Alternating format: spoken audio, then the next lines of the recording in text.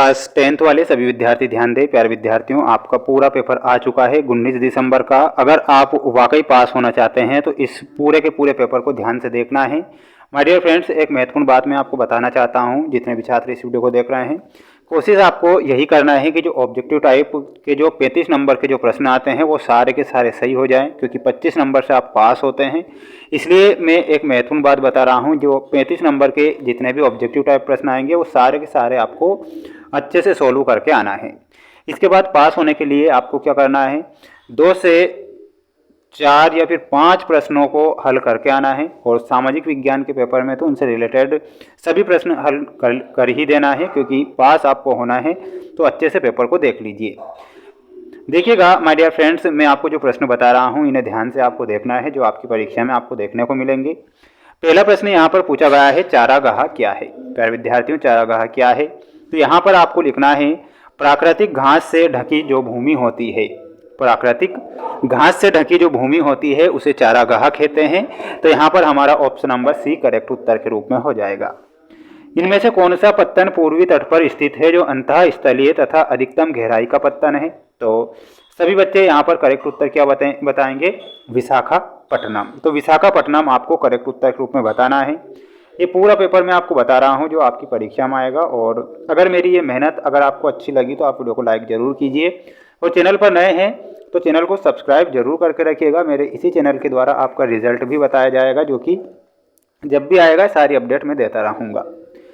ET Paul music company ने नई सदी का उदय शीर्षक से एक संगीत की किताब प्रकाशित की थी। तो ये कब उन्होंने की थी? तो यहाँ पर आपको क्या लिखना है? सन 1900 में। ठीक है। संयुक्त राज्य अमेरिका में कौन सी शासन व्यवस्था है? तो जो अमेरिका है उसमें द्विदलीय शासन व्यवस्था है। तो यहाँ पर आपको क्या लिखना है? द्विदलीय शासन व्यवस्था। अच्छे से इन प्रश्नों को ध्यान से देखना है और अच्छे से याद करके ही जाना है, क्योंकि ये पेपर जो बता रहा हूँ आपकी परीक्षा में डेफिनेटली आएगा। सरकार के द्वारा व्यापार अवरोधकों तथा प्रतिबंधों को हटाने की जो प्रक्रिया होती है, देखिएगा प्रश्न क्या है। सरकार के द्वारा व्यापार अवरोधकों तथा प्रतिबंधों को हटाने की जो प्रक्रिया होती है वो क्या कहलाती है? तो उसे कहेंगे उदारीकरण। तो उदारीकरण यहाँ पर हमारा करेक्ट होगा। ब्रेटन वुड्स सम्मेलन में किस संस्था की स्थापना की गई थी? तो यहाँ पर आपको लिखकर आना है, अंतर्राष्ट्रीय मुद्रा कोष की स्थापना होती है ब्रेटन वुड्स के सम्मेलन में। ये आपको करेक्ट ध्यान रखना है। पास होना है तो पेपर को देख कर ही जाना है। अगर आप देखते हैं और अच्छे से मेहनत करते हैं तो निश्चिंत आप पास हो जाएंगे। बिल्कुल आपको टेंशन लेना ही नहीं है। बाबा महाकाल आपकी सभी की सुनेंगे। प्रथम जूट मिल की स्थापना कहाँ पर होती है? तो माय डियर फ्रेंड्स, इसमें आपको क्या लिखना है? कोलकाता में इसकी स्थापना होती है। तो यहाँ पर हमारा कोलकाता सही होगा। गुजरात में कृत्रिम वस्त्र उद्योग में स्थापित किया गया था। तो ये कहाँ पर किया गया था? सूरत में।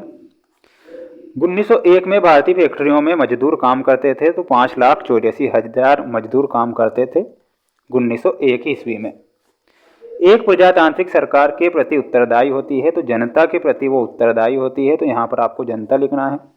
सांप्रदायिकता के मार्ग में मुख्य बाधा है। तो किसके मार्ग में है? लोकतंत्र के मार्ग में बाधा है। तो यहाँ पर आपको लोकतंत्र लिखना रहेगा। बैंक पर देने वाले ब्याज से ऋण पर अधिक ब्याज लेते हैं। तो किस पर लेते हैं? इसमें आपको लिख कर आना है जमा राशि पर। क्या लिखना है? जमा राशि हमारा यहाँ पर सही होगा। अब आप इनका एक स्क्रीनशॉट ले लेना है और अच्छे से प्रश्नों को याद कर लेना है। पास होना है तो माय डियर फ्रेंड्स प्रश्नों को पढ़ के ही जाना है। बिना पढ़े अगर जाओगे तो आपका ही नुकसान होगा। मध्य प्रदेश में स्थायी वनों के अंतर्गत सर्वाधिक वन क्षेत्र आते हैं। ये बिल्कुल हमारा सत्य हो जाएगा। तो इसमें आपको सत्य लिखना है। जे.एन. टाटा ने जमशेदपुर में भारत का पहला इस्पात कारखाना खोला था। यह भी आपको सत्य के रूप में लिखना है। 19वीं सदी की शुरुआत तक पूरे इंग्लैंड में भाप के सिर्फ 120 इंजन थे। ये गलत होगा। और भारतीय नागरिकों की गरिमा तथा स्वतंत्रता के लिए राजतंत्र सबसे अच्छी प्रणाली है। तो गलत है ये।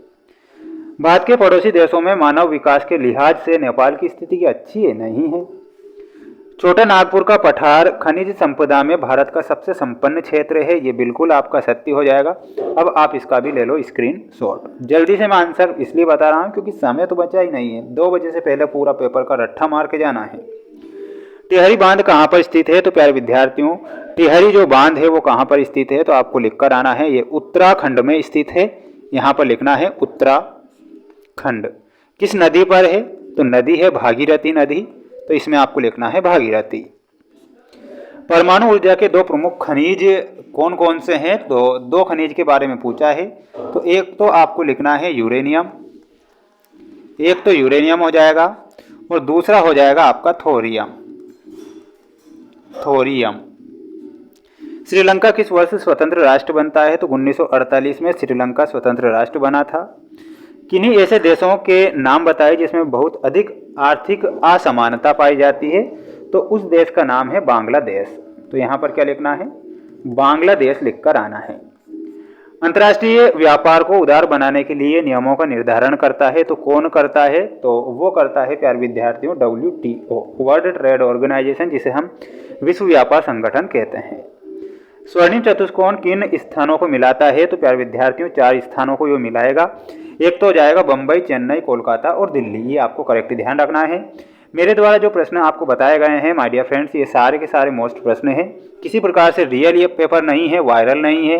ये सिलेबस पर आधारित इंपॉर्टेंट प्रश्न पत्र हैं जो सेट पेपर के माध्यम से मैं यहाँ पर आपको बता रहा हूँ। मेरे चैनल पर जितने भी पेपर डाले गए हैं वो सारे मोस्ट हैं। किसी प्रकार से रियल या वायरल के चक्कर में ना पड़े। अगला जो सेट पेपर होगा वो बहुत जल्द आएगा। तो मिलते हैं नेक्स्ट वीडियो में। जय हिंद।